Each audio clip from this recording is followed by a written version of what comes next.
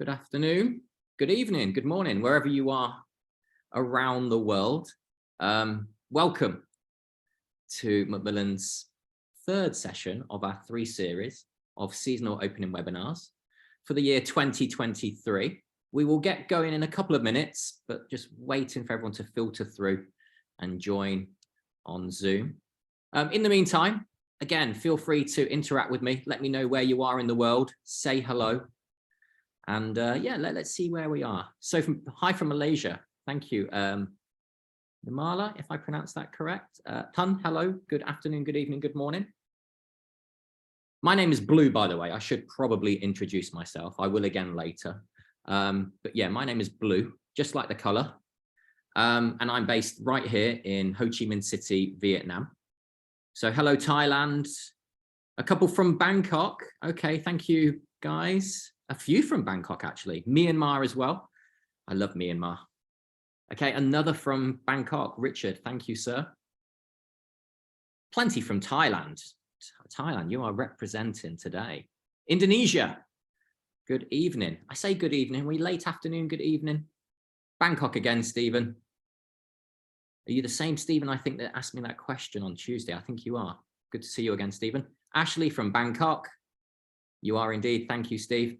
So yeah, guys, welcome again to the third and final session of our seasonal webinars, where today, again, we'll be looking at future-proofing for teachers and students, looking at advanced learning and what is trending in the world of ELT. So today's specific topic is navigating the turning points in academic life. And this is, again, the third and final part of our Global March trilogy. So before I begin, a little bit of housekeeping.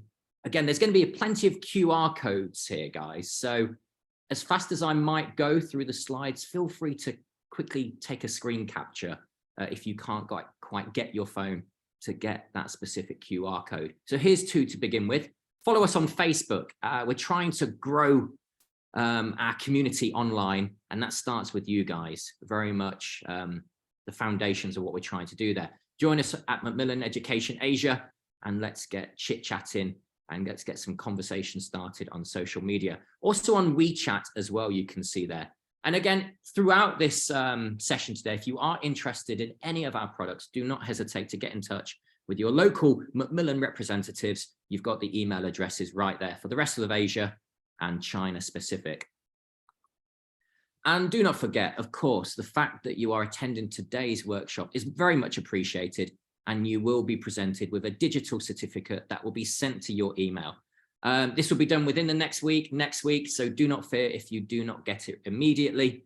And this also comes along with the recording of today's session in case you want to watch it again. And of course, as ever, look out within your spam folder as well, in case it slips in there by mistake.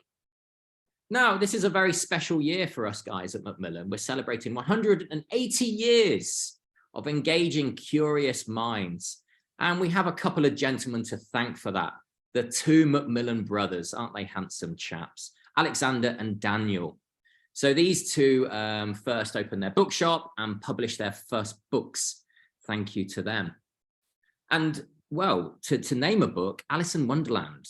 That was one of their timeless works that they first published. And they also founded Nature, which is the first, and up to this specific day, the most prestigious scientific journal.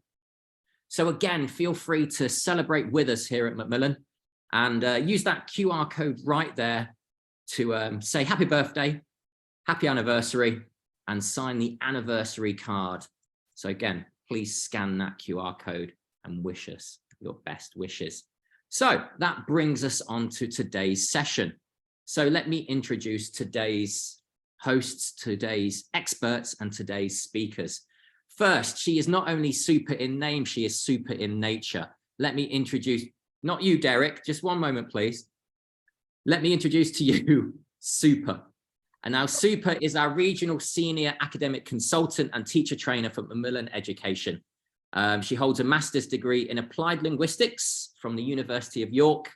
And you're based out in China, aren't you there, Super? Yes, I'm based here in Shanghai, China. Hello, teachers. Hello again, welcome back, or if it's the first time for you to join us, welcome to Macmillan Education. Thank you, Super. And of course, Del. Del is our Asia Regional Professional Development Manager for Macmillan Education, and he owns 25 years of experience within ELT. So he is the man to turn to with all of that expert experience and knowledge. And Del, please feel free. Where are you in the world? I'm in Nonthaburi in Thailand, just not far from central Bangkok, about half an hour. But yeah, I'm in lovely Thailand. So I did cap everybody from Thailand. And they're well represented today, Del. Plenty in from Thailand. Yes. So I will leave you in the hands of our two expert speakers today, Del and Super. And I wish you all a great session. Now, remember, guys, thank you, Del. I will be on top of everything that's coming in terms of questions and feedback. So feel free to interact with me over the chat. Del, Super, thank you. Thank you, Blue, for your wonderful introduction. So I'm going to share my screen first. Is that the right screen I am sharing?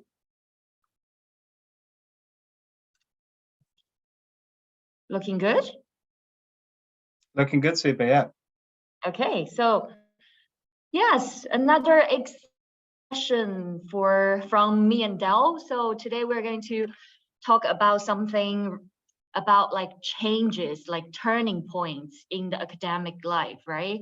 So where me and Del together will navigate you, maybe as a teacher, maybe as a parent, yeah, about how to navigate your children or your students around the turning points in their academic life. And we're going to follow a very simple agenda here. As you can see, yeah, the 4 key turning points in the students' or children's academic life. Yeah, following a chronological order from pre-primary all the way to adulthood. And I will take care of the first 2 turning points, and Del is going to move on beyond, yeah, to the adulthood. So without further ado, let's just jump into the first turning point, shall we? Great. Yeah, so the first turning point happens at the early stage of a student's life. It's probably, yeah, even without knowing about the world or knowing about what school is. Yeah, so at this stage, a lot of things are going on. The students are developing very quickly, the children in their early times. So it's very important for us to take care of them in terms of the transitioning from pre-primary to primary. So I have a question for all of you and Del as well. So when the students graduate from pre-primary school to primary school, what is the determining factor, yeah, for them to be graduating and enrolled by primary school? What would you mean by determining factor? What? Like why they would transit from pre-primary to primary? Oh, is okay. it because, yeah. All right. Is it because they are just about the age, or is it because they are eligible to go to primary school at that time? Yeah, I think in my experience, primary school is determined by the age of the learner, right? So usually they start around 6 years old, right? In grade 1. Yes, that's right. So usually the eligibility for primary school entrance is usually determined by age, not really by the ability of the students. And no matter what kind of developmental stage they are at, they will be, yeah, enrolled by primary school when they are at that age. So here comes a lot of problems or challenges in terms of the transition. So the students, the first grade students, will arrive in the classroom with a lot of different background, a lot of different developmental levels, and as well as their language levels can be very different. So here are some of the challenges teachers might need to be able to deal with and address. And the teachers will need to take maybe strategies or even different kinds of ways to support the students in order to make the transition smooth. But yeah, how ready are the children for the primary school, like the formal primary schooling? How can we know about like the readiness of the young learners, young children? Yeah, what kind of like maybe principles or what kind of like frameworks we can use to make sure teachers, parents, or schools really know how ready the children are for primary school or formal schooling. That's what we're going to discuss now. So it is not the children who are able to like become ready on their own. It all depends on the parents, the school, the teachers to have a certain principle of school readiness. So have you heard of school readiness, by the way, teachers? In the chat box, let us know. Yeah, if you have heard of school readiness or have you practiced some ways of using school readiness. And Adele, also feel free to share some of your experience as well. Yeah, I mean, I definitely agree with this. It's certainly not just the teacher's responsibility, particularly pre-primary to primary. It is the whole community. There's a phrase, isn't there? I was just trying to look it up. It takes a village to raise a child, which means that everybody's responsible for educating that child. And I think it's very much the case when you're going into primary school as well. Yes, and especially for the children going to school, they will need to be prepared for certain like schooling stuff.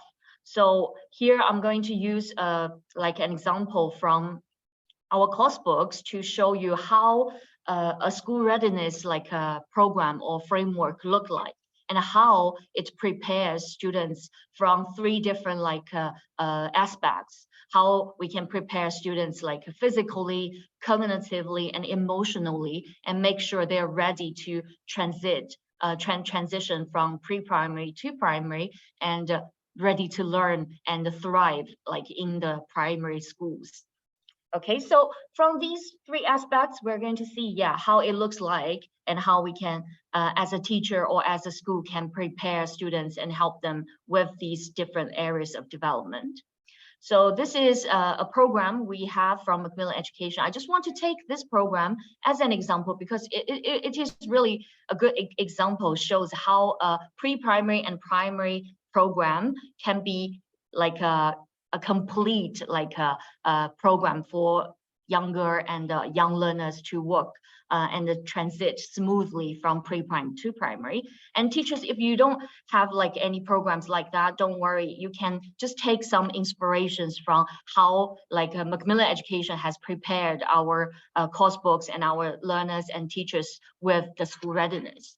Okay, so starting from the pre-primary, so we really have a school readiness program actually in the pre-primary coursebook Doodletown. And the school readiness program will look like this. There are 7 areas of development, not only like the language literacy, but also the math, the physical, the cognitive development, and also creative and social emotional development. It's a very whole child development like approach that we can see from this like school readiness program. Yeah, it varies from program to program, but it's the basic idea is the same. We try to develop children as a whole at this stage. Yeah, they're not only learning English, but they're also developing quickly as a whole. So we want to help the students with these different areas of development to make sure they are ready for school. And we have a handbook actually telling about what school readiness is. There will be, a very detailed description of what the skills are and what measurable like skills we have to grade or to rate the students' readiness. And also if the students are not like ready yet, how to develop these skills using activities in the classroom, and some additional supporting ideas to develop children with maybe some slow like pace students as well. So I will take the language area as an example to quickly show you how the measurable skills look like and how the additional support ideas can help with the slow pace students in the classroom. And here is the measurable skills of language readiness. It shows like a very detailed like a skills set. For example, understand like consecutive instructions, or like show a basic command of like English grammar, or can identify themselves by their English names, or they can say something about their life and their family members and stuff like that.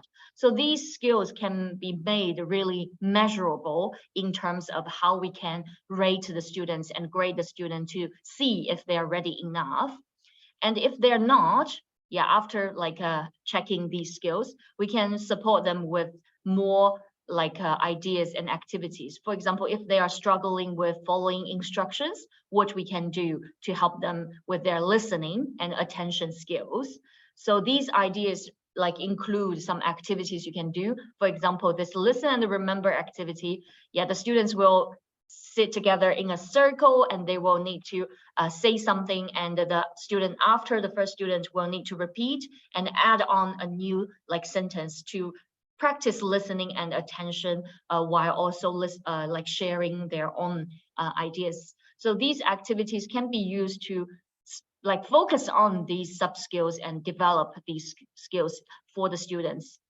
And yeah, more ideas and activities. For example, copy me. Even without the language, you can just ask the students to copy like some actions like clapping. Yeah, they need to focus and listen, and then yeah, to pay attention to what the other students are doing.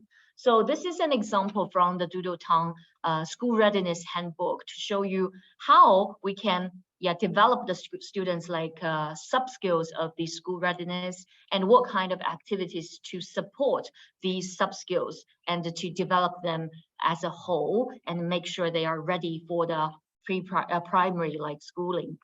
And we also have the checklist for teachers as well. So you will need to check the students' progress from time to time, assess their sub skills like to make a record to see the progression of the sub skills development as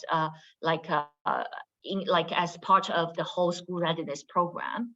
So this is one idea. Yeah, if you're interested in school readiness programs, you can definitely search and do some research and trying to find something useful to use in your classroom.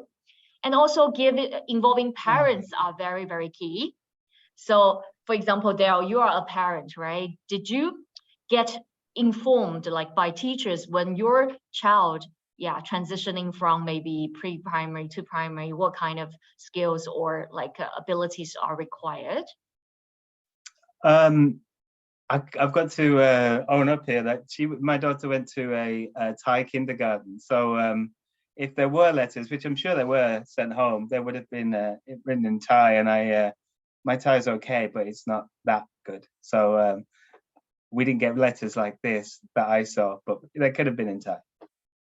Yeah, so involving the parents for school readiness development is also quite key, because the school like environment is great for developing these skills, but the family, the house the students live in is also a very good place to develop these skills. So we can inform parents. For example, this is a parent letter from our pre-primary course book, Bebop and Friends. So the language skills, the math skills, the literacy skills, and then also the physical, like the psychomotor skills, are developed. What these skills developed in the school are passed to the parents to let them know, okay, these skills are very key. This is the focus of the school, but also please, try to reinforce these skills at home, and make sure you pay attention to these skills at home as well. So this is a way to engage the parents as well. So I guess, so it is like an ongoing progress. It's not like a one time we can solve all the problems. We definitely need to have a program like this to engage the parents, to make sure, they understand what's going on, to make sure they are on the same page as well. Yeah, and moving on to the primary stage, quickly go through the primary. Once the students have already graduated from pre-primary and entering the primary school, what can teachers do? So we can definitely like follow up with the pre-primary students. For example, in this program, 10 level program, the global stage is the primary like course book we provide for students. So in global stage, we support students with a diagnostic like pack. We definitely assess the students like school readiness using a diagnostic like test. So we not only assess the language and literacy, we also assess the social emotional skills, physical skills, attitudes to learning, and also cognitive skills as well. So these like rubrics are there for teachers to, it's like a holistic rubric, not like exams. So we observe the students and give the students like a score according to their behaviors in the classroom. Yeah, to make sure we understand, we diagnose like the gaps and understand where we can support individual students in terms of their developmental areas. And these diagnostic pack will also be supplemented with a transition pack. If we diagnose there is a gap, we know where we can support, and that's how the transition pack will come. So the students will be supported with the language, definitely, if they're not ready, how to listen to the classroom commands, how to count, and how to name themselves in terms of their school suppliers, and stuff like that. So this is how the primary teachers can support with their students in the classroom, to assess the students' school readiness and then provide like transition to make sure the students are ready before they step into the like unit 1, 2, 3, 4 of the first year learning. Okay, so if you have any questions about the first turning points from pre-primary to primary, feel free to drop the questions in the chat and we will come back at the end. And now quickly moving on to the second like turning point, which is the pre-primary to secondary. This is also a huge challenge for all teachers and the students and also parents, right? So Del, one question for you and also for teachers who are listening. So what's different about secondary school when compared to like primary school? Well, the size of the school usually, so you go from what's generally a small school, maybe you've got one teacher that teaches all the subjects, to a big school. In fact, when I went from primary school to secondary school, we called it junior school actually, to the comprehensive, the secondary school, we actually called it the big school. Everyone in my region called it the big school. So it's definitely a bigger environment, and the subjects are different. You start learning not just science, but you learn biology and physics and these more different areas of science. Yeah. And also there will be a lot of like social and culture shift, because they will meet more people, more peers from different maybe areas, different regions. They will need to move to another city as well sometimes, like I did in my like transition from primary to secondary school. I just moved to another city for schooling. And also there will be biological shift as well. The students are going through the puberty at this stage. So there's a lot of changes going on. Teenagers are going through a lot of shifts from primary school to secondary school. So with these like changes in mind, when we look at the challenges for students, I think there are two main like challenges. One is about the academic challenges.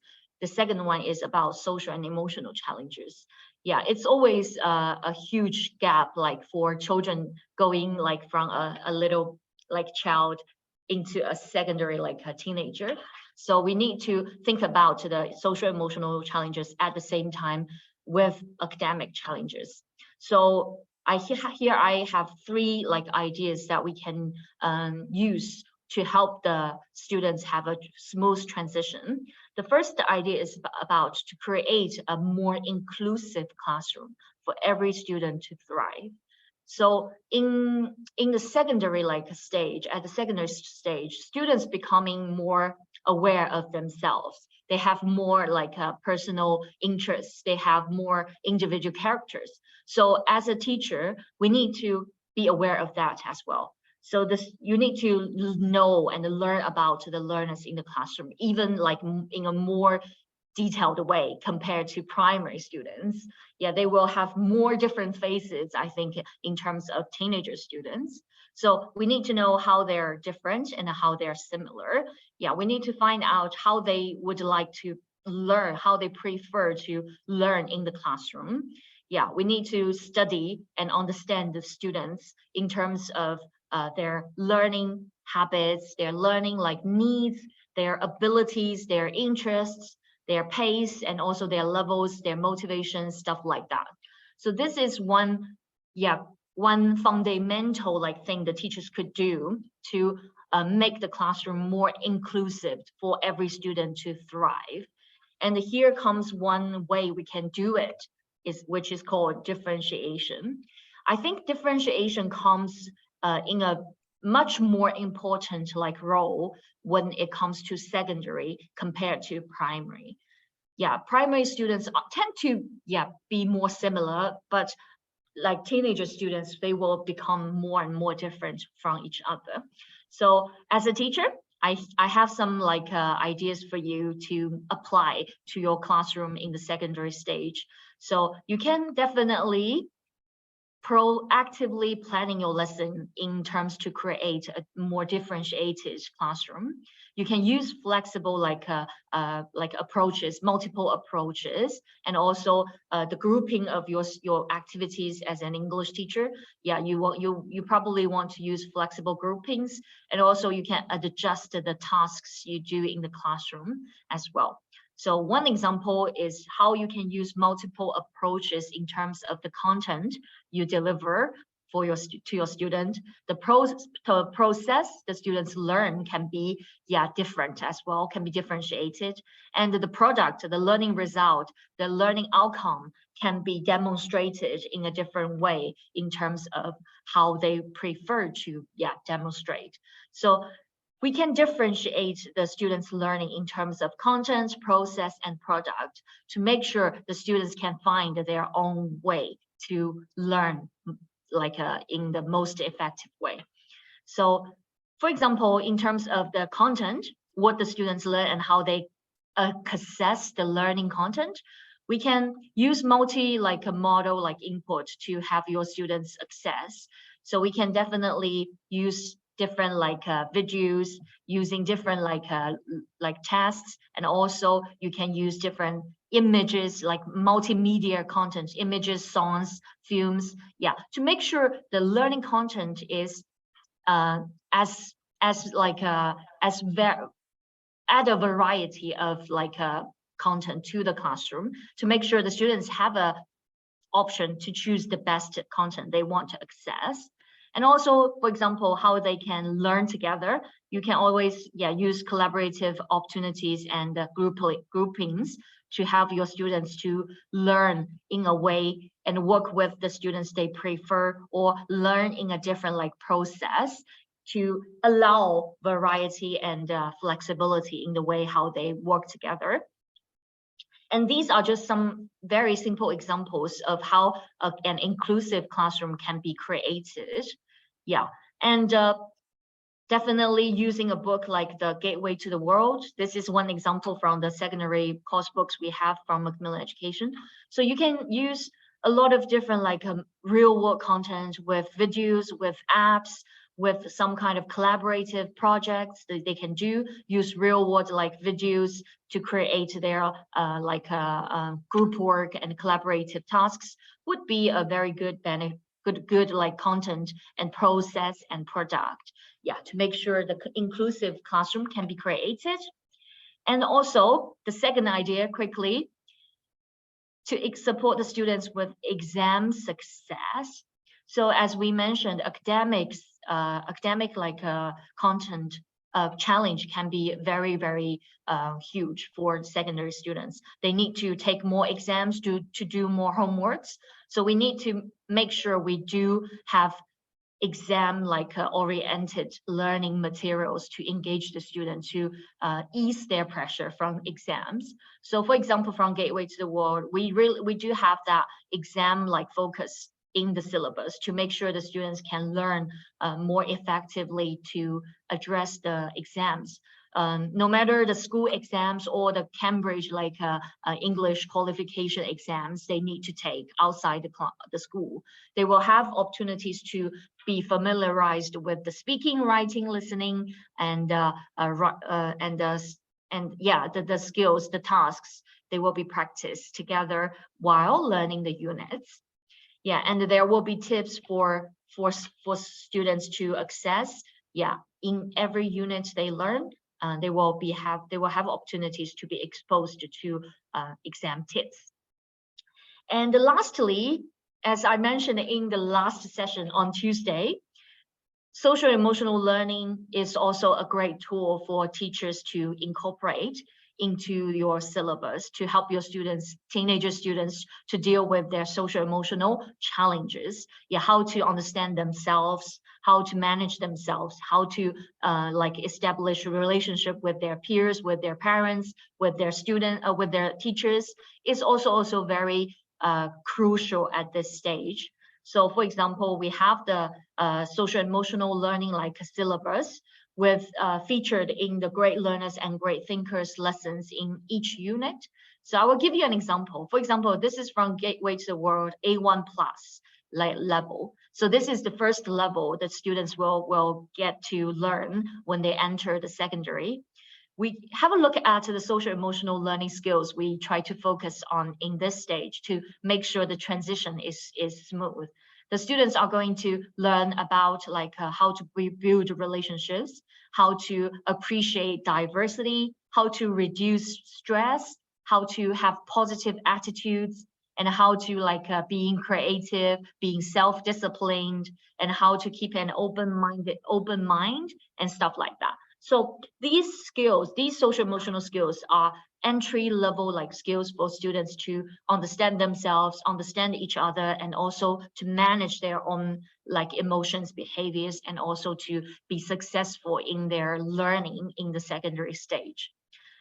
Here is one example from the unit. So this is the first unit of Gateway to the World A1+.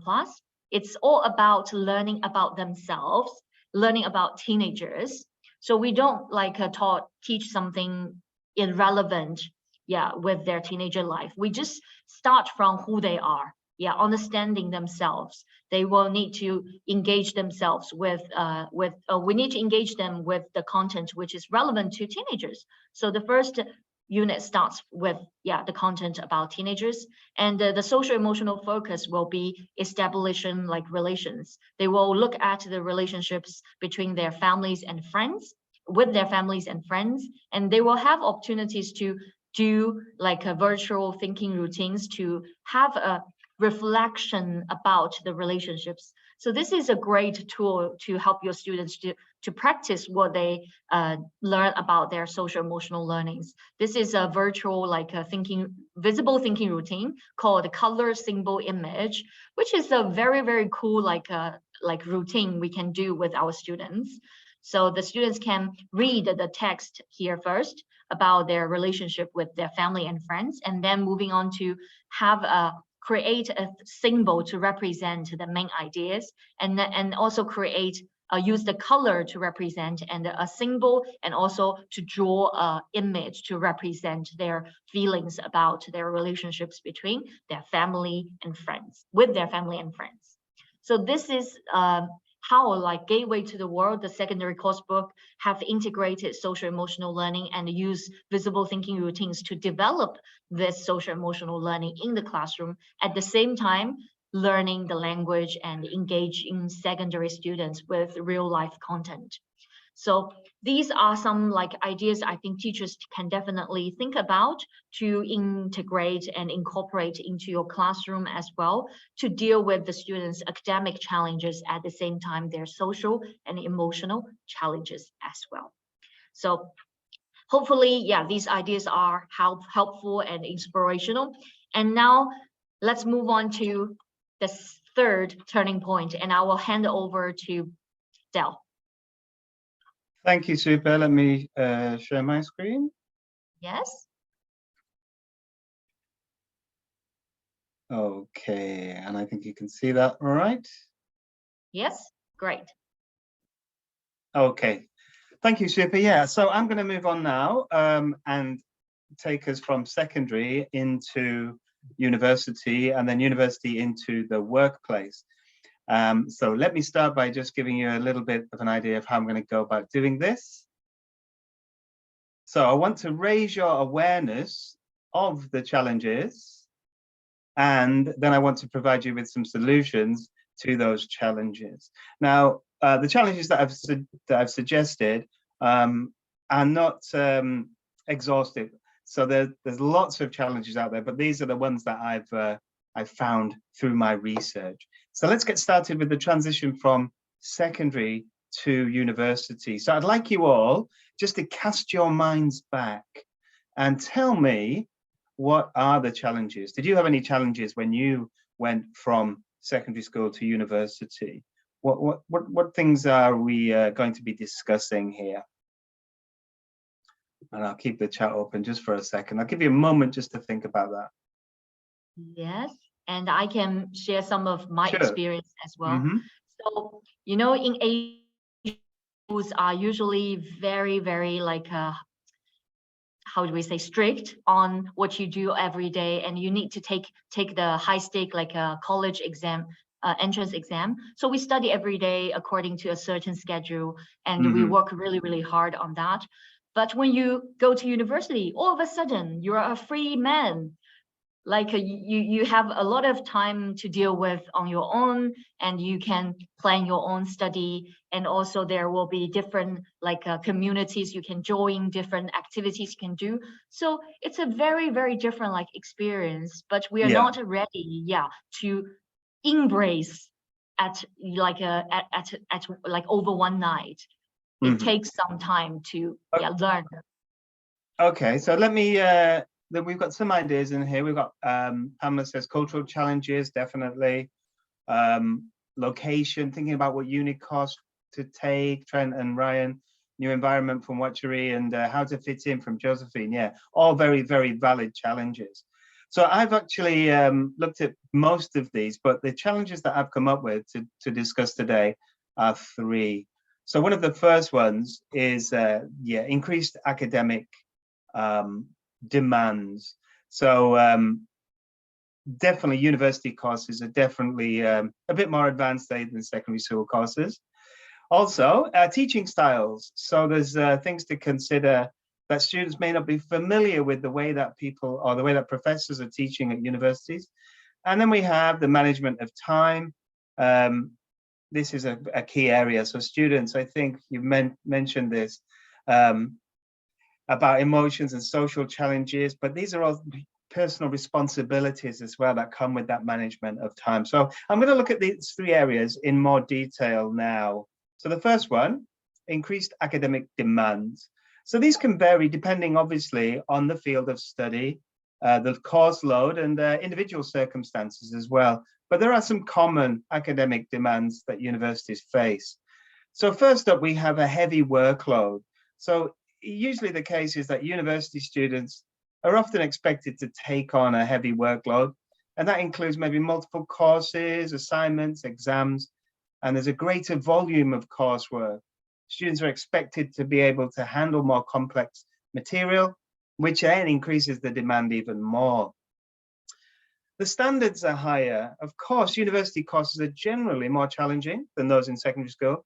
And as a result, students are expected to perform at a higher academic level.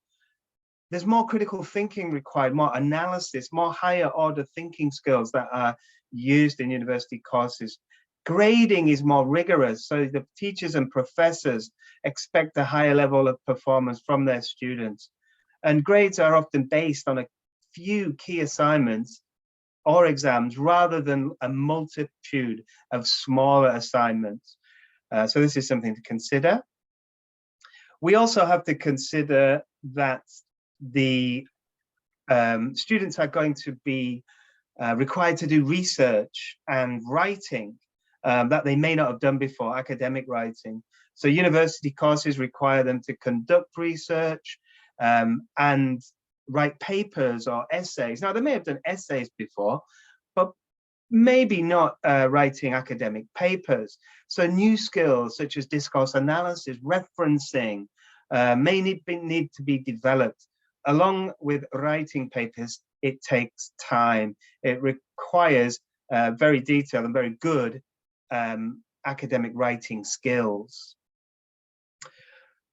So to help you with this, you can use lots of tailor-made resources. There's loads of products out there that are really good at supporting you. And when I'm thinking about this, okay, we're talking about university here, but this is something that you can do when you've got students in university or when you've got them as secondary students as well. So if you've got high school students that are preparing to go to university, start thinking about these solutions now. To help you, you can use these tailor-made resources. So you'll see here there's a book called Skillful that we publish, and in Skillful there's loads and loads of resources for study skills. So these study skills really help learners handle the increased academic demands of university. In addition, they focus on academic words. So if you're teaching vocabulary to students, you need to teach the right vocabulary. Now, the academic word list is a group of 570 word families that are familiar or that are common in academic texts. And it's great to teach them these words because they'll see these words, they'll be more familiar with these words when they come to understanding and looking at academic texts. And then we have obviously the writing skills. So academic writing is very important, and we provide lots and lots of practice of academic writing, but also if you look at the example here, supporting arguments. Supporting your arguments is a sub-skill of writing, and it will help students understand the process of writing, particularly when it comes to those academic papers. The study skills are all taken from a best-selling book called The Study Skills Handbook by Stella Cottrell. And these study skills focus on 3 areas of self-skills, academic skills, and people skills. Super, I'd love to come to you, but we're really pushed for time and I'm worried that I'm not going to get through. So I'm just going to keep rocking on, okay? No problem. Thank you. So another challenge that we've got is the different teaching style. So different teaching styles. We have students moving to university. They're going to notice a big difference in teaching style. University courses involve traditional lecture style teaching, where professors or teachers will present information through PowerPoint presentations, and there's a lot of heavy listening to be done and then note taking, and this is something that they won't be familiar with. Some students or some universities will expect their students to utilize lots of interactive teaching, group discussions, hands-on activity, problem solving, again, those higher order thinking skills, working collaboratively. Now, they should be used to that to an extent, but there will be more demand on that for learners to actually participate in those discussions. With the increasing use of technology, we've seen it in the last 2 years, haven't we, with COVID, that university students and universities now will just have blended learning that Super mentioned on Tuesday. Online courses, these are just normal now. These are not new anymore. Very normal. They'll be utilizing flipped learning techniques, authentic videos, podcasts, and loads of other multimedia resources that will engage and develop learners. So it's important that we give students examples of these. We also will have personalized learning or personalized instruction. Now, I couldn't find a picture of a teacher and a student to really highlight what I meant by personalization instruction. So I've used this fitness picture, but you get the idea.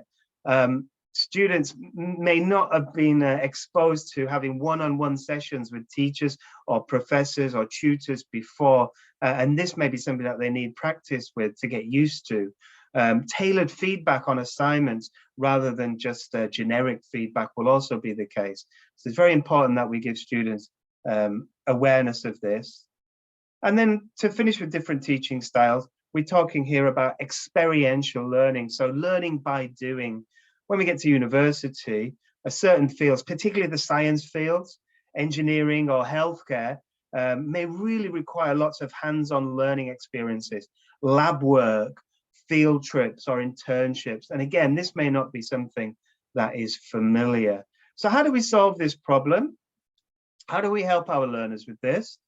Well, I'm going to give you a picture here, and I'd like you just to think about this. This is another analogy, but what's your favorite? What would you choose? If I see you tomorrow, I'll buy you an ice cream. Okay, it's a first conditional. So what will you choose? Let me know what you want.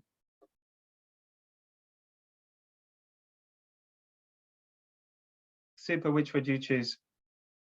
Really hot one. I would probably go for number 2 and number 10. Ah, you can only have one. I'm not buying you 2 ice creams. I'm not made of money. Only one?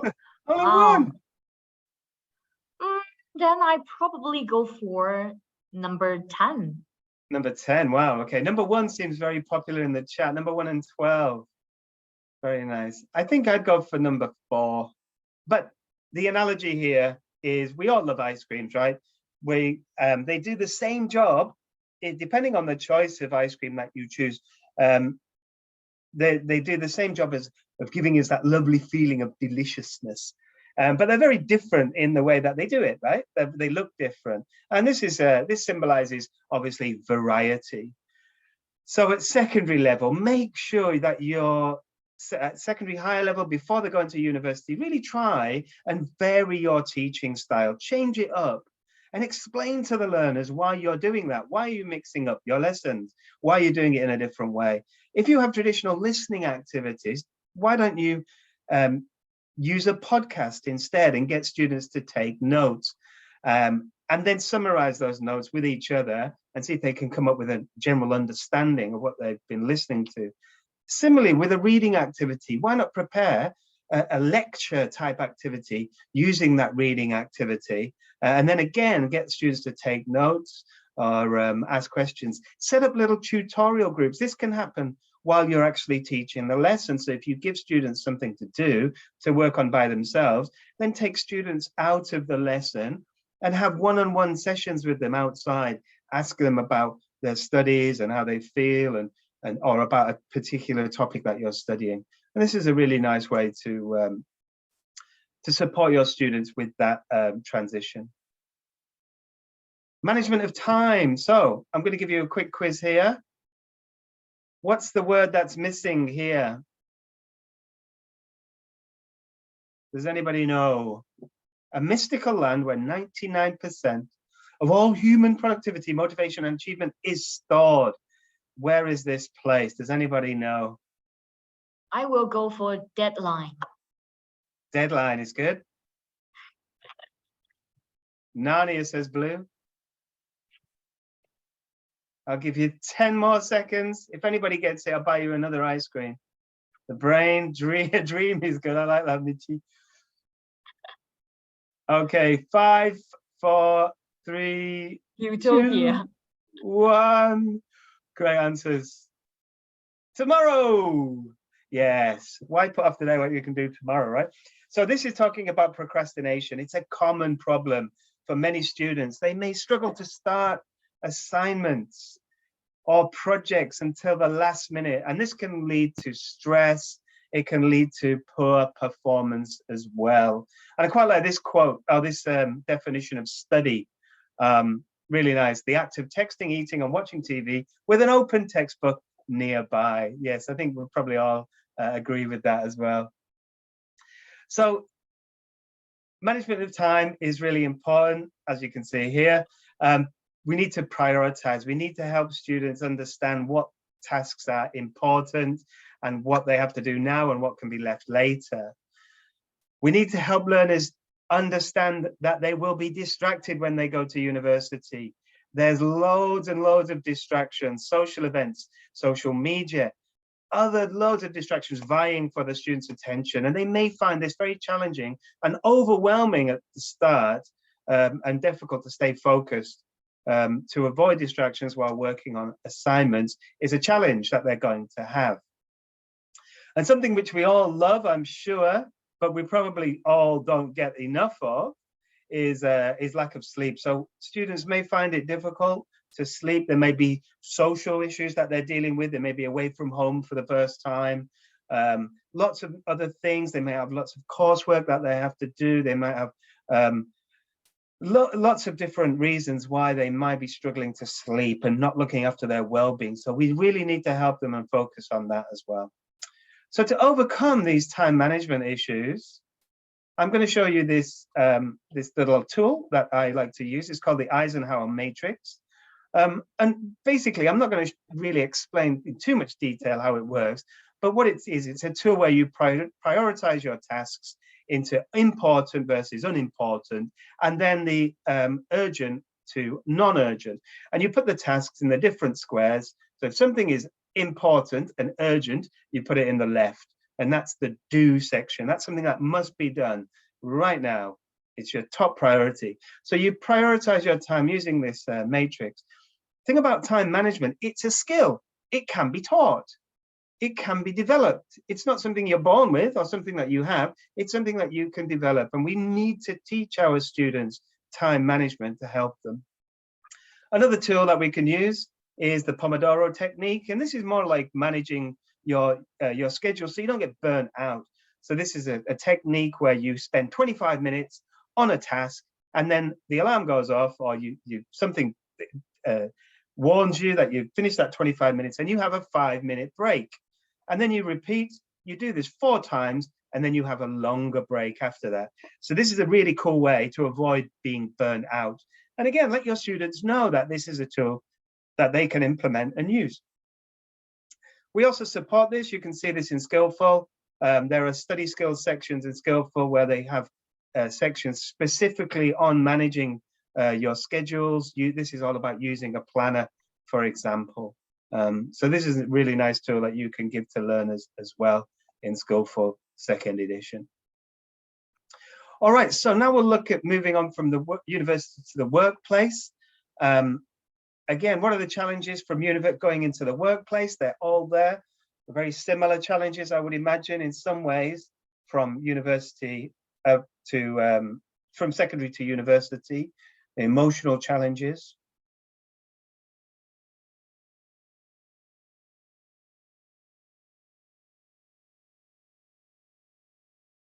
So I'll let you keep thinking about that. But Super, have you got any ideas? Yes, I think for me, it is all like a unknown world from schools, because it's the first time for a school student to become a social person, right? So basically, too many uncertainties. Yeah, it's never to be it's hard to imagine what the challenges can be, would be the most big challenge for me. Okay, well, I'm going to show you what my research showed. So the first one is dealing with a new workplace culture and environment, very different from university life. And there's obviously, now you're in the real world, and there are demands that come with that. And then there are expectations, career expectations. Yes, Stephen, fear of the real world. And the peers, Ethelinda, yeah, these are things that we're going to be looking at. So the first thing I'm going to show you, the workplace is definitely different, isn't it, from the university? Different expectations, different routines, different social dynamics. Students need to adjust to the office politics that they might come up against and the hierarchies that they will see in the work environment. And they need to be aware of this, whereas they may be used to quite a meritocracy within the university or in academia. Now you're moving outside of that into a different system. And that's a challenge sometimes to get used to. They have to be aware of timekeeping and office hours. They really must be responsible now for being on time. There's none of this just getting up when you want to and going to lectures when you want to. No, you've got to be there at 9 and you've got to finish at 5. And this is a challenge getting used to those routines. They will be exposed to a wide variety of age groups, all with different personalities, different ways of communicating. They need to know quickly how to manage relationships with very different people with very different communication styles. So there is social emotional learning even in adulthood, for sure. The workplace culture will differ significantly from the culture on campus. They'll need to know how to build these relationships using lots of different ways of communicating, not just through your Line app or your WhatsApp or your WeChat. You've got to start talking to people now, or using email to make yourself accountable as well. And this is something that they'll need to learn. But luckily, as always, we have help. So this is Speak Your Mind. Now, Speak Your Mind is an adult book, adult course book for young adults and adults. And it has lots of workplace crossover. So here you can see there's vocabulary to help students with communication. We've also got life skills lessons, which help students deal with certain situations within the workplace. This again is dealing with communication and aspects where there might be problems or breakdowns in communication, and giving students an activity to deal with that. And then the practical skills of actually using email and writing and being able to communicate effectively, clearly with your colleagues, and giving them the skills for that. I'm just looking at the chat, and I can't keep a note of the chat all the time while I'm going on. So I think Blue's taking care of the chat anyway. So lovely, thanks, Blue. Real world demands. So here we've got all these different arrows coming into one single arrow. So what I mean about this is actually using all that theoretical knowledge that you've learned throughout school life, throughout university. You now need to actually start implementing that into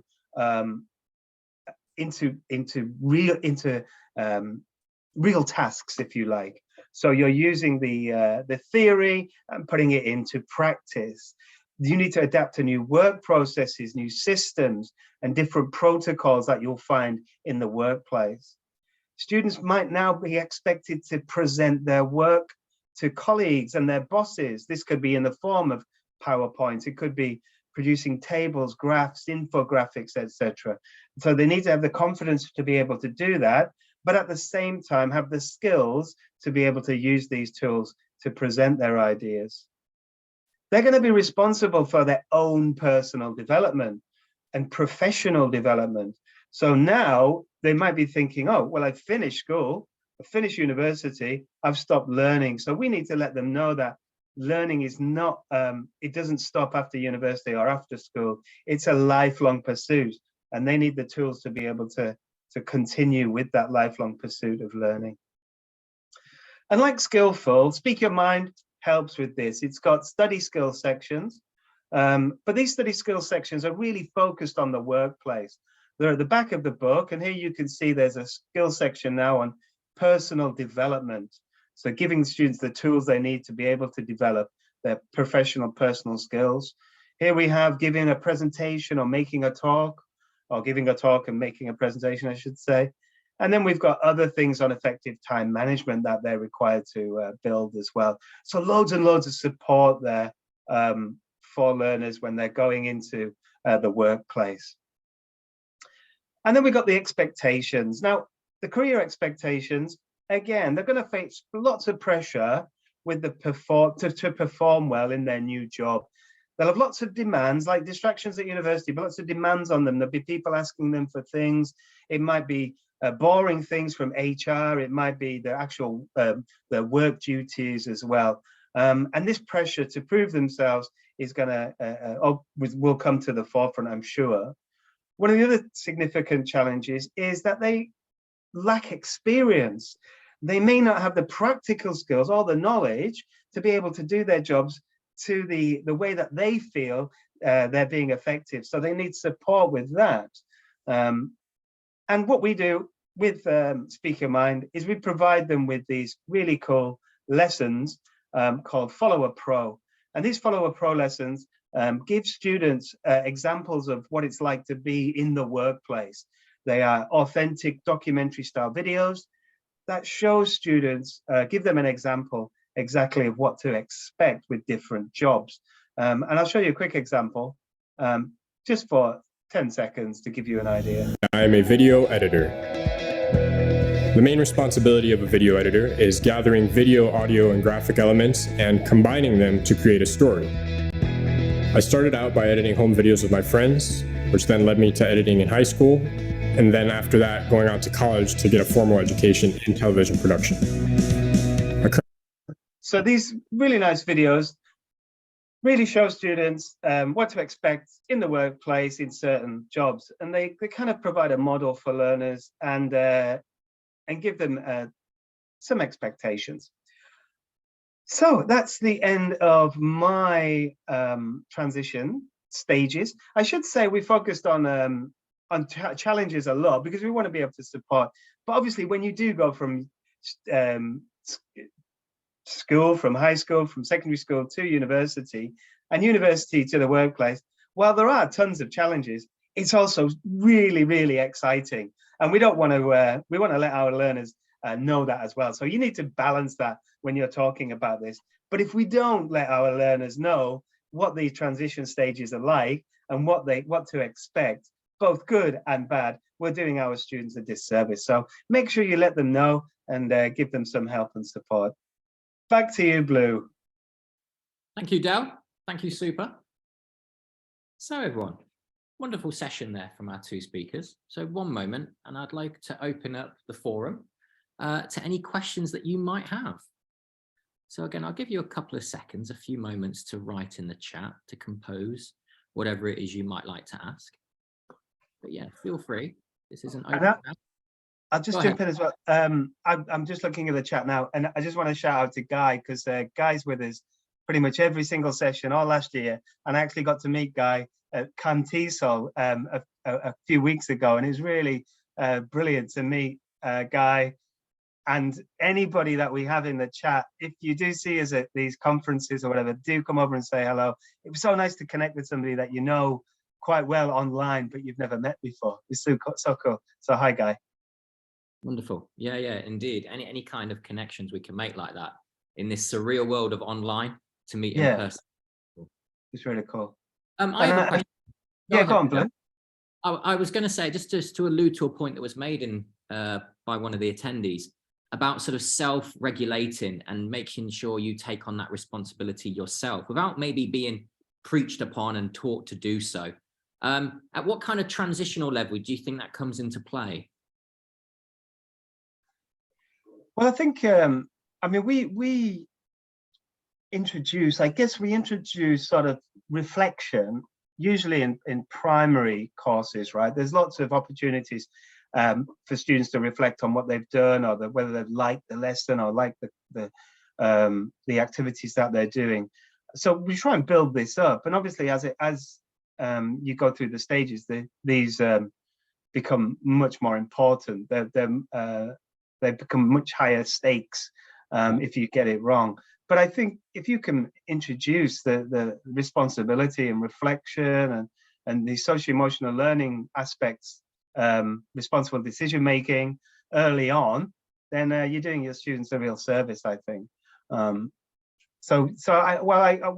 don't see there being a stage that's more important than any other. They're just different in the way that they're developed, but they all need to be done. That's the case. They're all as important as each other.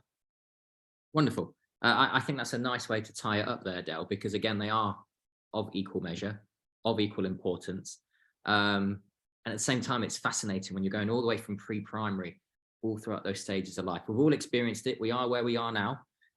So it's nice to sort of get that in front of us and make it a lot more explicit. So thank you to both you and Super this afternoon, this morning, this evening, wherever you are in the world. So thank you so much for sharing today and being part of this session. Before you leave, again, can I please just let you know about our Facebook community, which we're trying to grow. and we would love to interact with you on this forum.